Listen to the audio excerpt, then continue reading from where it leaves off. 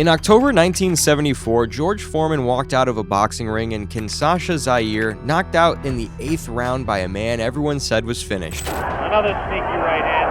This time he works over the shoulder of Foreman. It's a combination.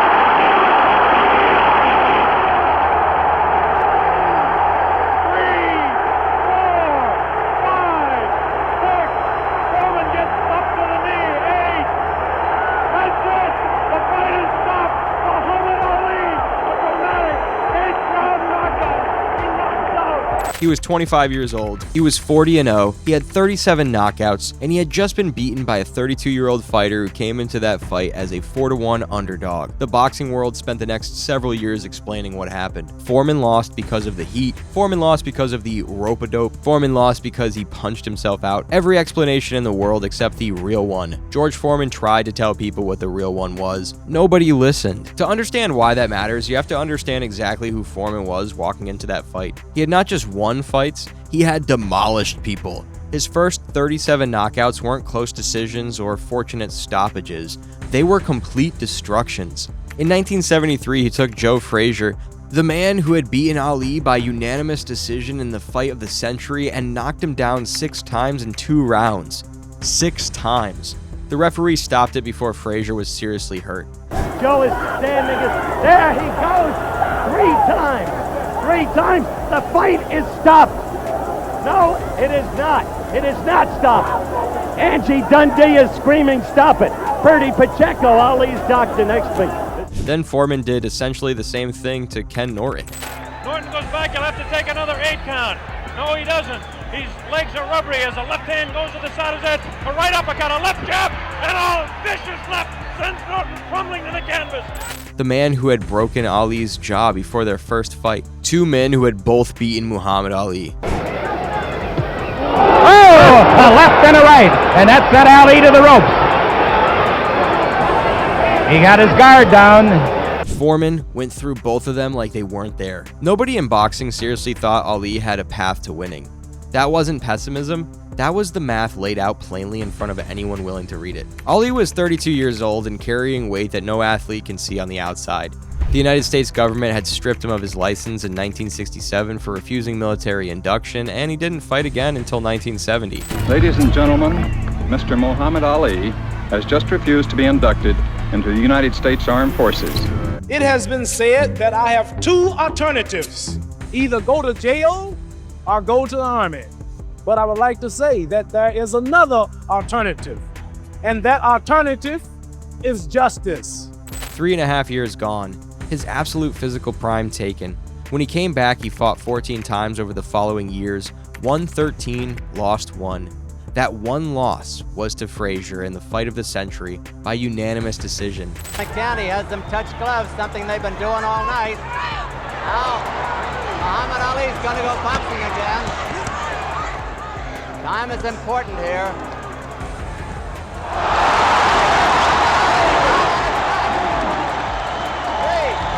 4. And then Frazier lost to Foreman. Frazier is ready to go again. Joe is standing. There he goes. 3 times. Ali's path back to the heavyweight title ran directly through the most dangerous puncher in the sport. The fight was scheduled for October 30th, 1974 in Kinshasa. And here comes the Ali people out of the dressing room, and all of the questions will be answered. This is an awesome power of George Foreman against the violent boxing skills of Muhammad Ali. Ali called it the rumble in the jungle. The betting lines called it an embarrassing mismatch. The boxing analysts were nearly uniform in their verdict. Ali was too old, too slow, too far removed from his athletic peak to handle that kind of power. Even people who genuinely respected his career looked at Foreman's numbers and couldn't find a serious counter-argument. Angelo Dandy, Ali's own trainer, the man who had been in his corner through everything, was not fully convinced it could work. The consensus was that Ali might make it competitive for a few rounds before the power caught up with him. Some thought it would end in the early rounds. That's how settled the narrative was before a single punch landed. And Ali, for his part, told the press he planned to use his footwork. Quick movement, stay off the ropes, dance all night. That's what everyone expected. He did the exact opposite. From the first round, Ali backed himself into the ropes and let Foreman punch. Ali backs up and jabs as he backs up. About 45 seconds left in round 2. An even fight to this point. pace is definitely slowed down in round 2. Not because the plan broke down, but because the plan changed in real time. Ali planned it afterwards. The ring surface was slow, dancing all night would have burned his legs before it burned Foreman, and Foreman was cutting off the ring, staying uncomfortably close, making clean movement nearly impossible. Look at Ali, continues to talk. Definitely serious. Tremendous combination by Muhammad Ali. It's a left hand and then a straight right to the jaw. By round 1, Ali had already calculated that this announced strategy was going to fail and built a completely different approach, on the fly, against the hardest puncher in the heavyweight division. That's not normal. That's not what fighters do under pressure with a knockout artist throwing heavy shots at them. Ali covered up, leaning into the ropes, absorbed punishment to his arms and body, and started talking to Foreman while it happened. Dandy, watching from the corner, felt sick watching it. He was screaming at Ali to get off the ropes between rounds. He genuinely believed Muhammad Ali was walking into a catastrophic mistake. From outside the ring, it looked exactly like that. Foreman was throwing bombs, round after round, landing heavily on Ali's body, trying to find the combination that would break him down. The crowd was nervous. Foreman was doing precisely what everyone had expected him to do. Big shots, relentless pressure, overwhelming force, and Ali just sat there and absorbed it. He blocked some, he slipped a few, but he was taking punishment that would have finished most heavyweights inside 4 rounds. What nobody watching from ringside could see was that Foreman was burning through everything he had. By the 7th round, something had visibly changed. Foreman was still throwing, but the power behind each shot was gone. The volume was dropping, his face was being worked by fast, accurate jabs every time he reset. Ali hangs on. Both fighters beginning to show signs of being tired. 30 seconds left in this round 7. Very even fight. Hard to tell exactly who would be out in front, perhaps by a point, maybe 2, one way or the other. Looks like Ali could be out in front with the... And Muhammad Ali knew it. He leaned into a clinch and whispered something directly into Foreman's ear. 5 words. That all you got, George? And then about maybe the 6th round, he started screaming, "That all you got, George? Show me something." In the middle of a World Heavyweight Championship fight, after 7 rounds of being hit on the ropes, Ali was taunting him. Calmly, precisely. Foreman said later that that moment he heard those words, something cracked inside him. He realized this was not what he had thought it was. He had been throwing championship-level power shots at one of the greatest fighters in history for 7 full rounds and hadn't put him down. That realization, Foreman said, hit him harder than anything Muhammad actually threw. The 8th round, Ali came off the ropes. Hard left, chopping right, Foreman's legs buckled. He sat down on the canvas. The referee counted him out with 2 seconds left in the crowd. One of the greatest upsets in professional sports history. Muhammad Ali became the 2nd man ever to reclaim the heavyweight title. Another sneaky right hand. This time he worked over the shoulder of Foreman. This is a combination.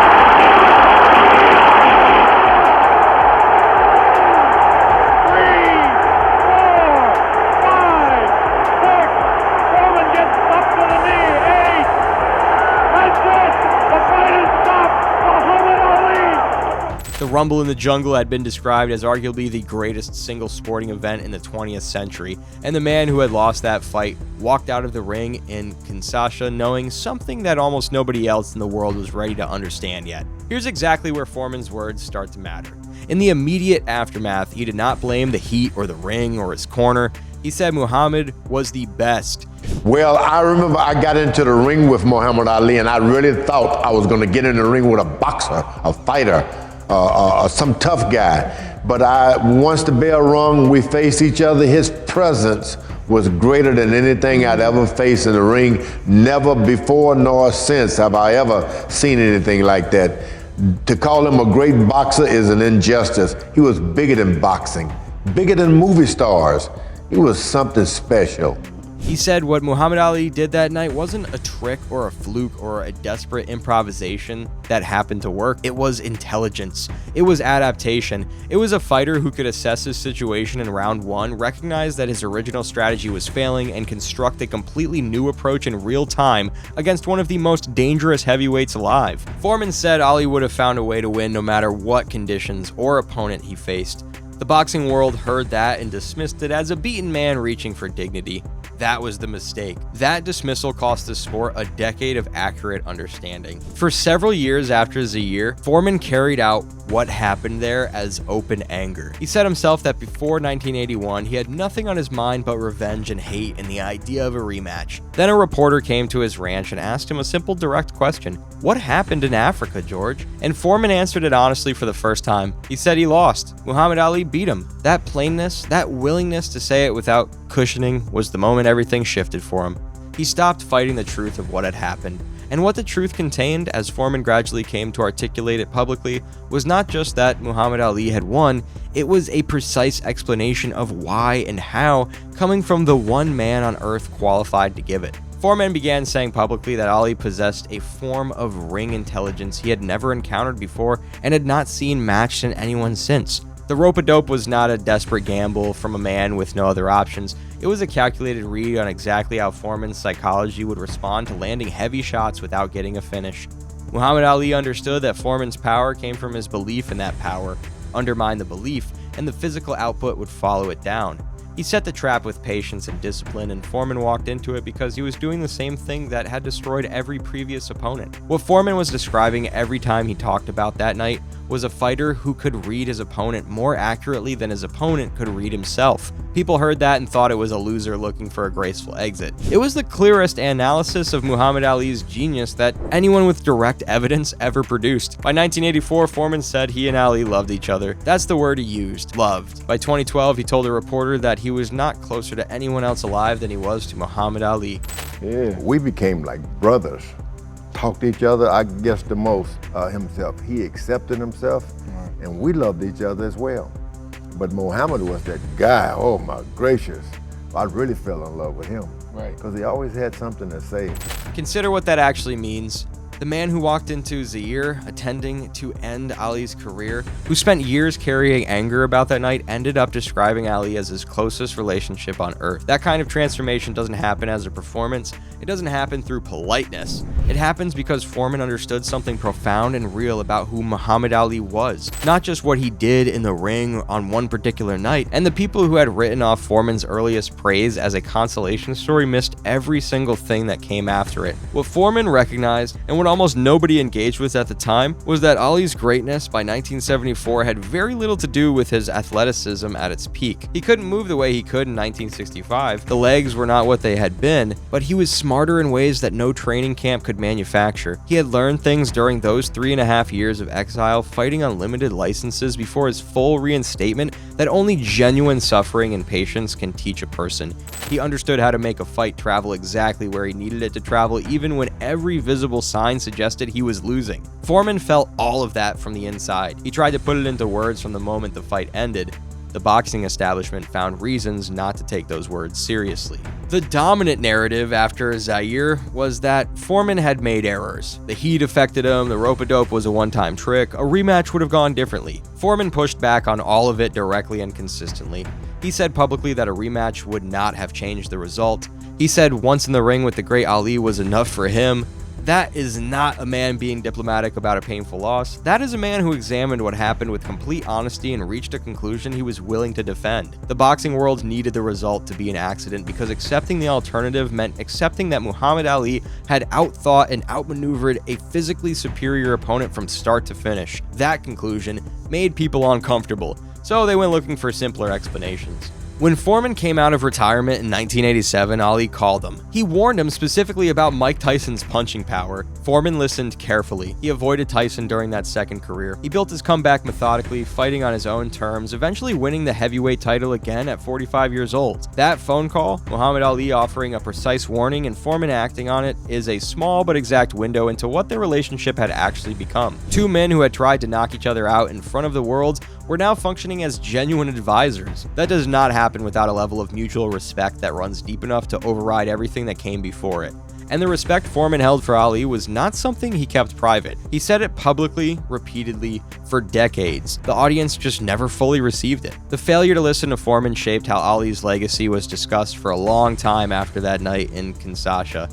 The boxing world kept calling the Rumble in the Jungle a miracle, a stunning upset, a moment when everything broke right for the underdog. What Foreman was consistently saying was that it was none of those things. It was Ali doing what Ali did best, which was understanding the fight better than anyone else in the building, including his own corner. Framing Ali as a strategic genius rather than a fortunate survivor changes the entire evaluation of his career. Foreman had been offering exactly that framing from the moment the referee finished his count. Nobody wanted to receive it from the man who had just been knocked out because losing seemed to disqualify him from being the clearest authority in the room. That's the part that should have landed hardest. Foreman wasn't analyzing from the press row, he wasn't watching footage from a television studio, he was in the ring for every second of those 8 rounds. He felt every rope-a-dope. He was the one who threw the punches that didn't finish Ali, who heard the whisper in the clinch, who felt his own legs go in the 8th. When he said Ali would have found a way no matter what, he was saying it as the man who had thrown a career's worth of knockout power and watched it dissolve.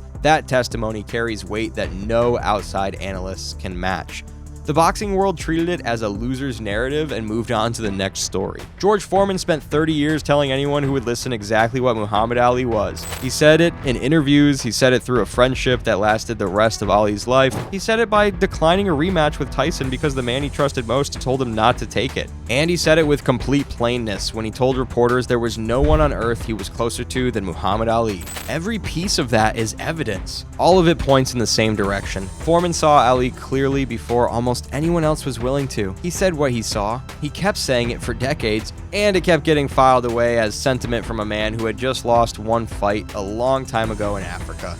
Foreman warned us. We just didn't believe him.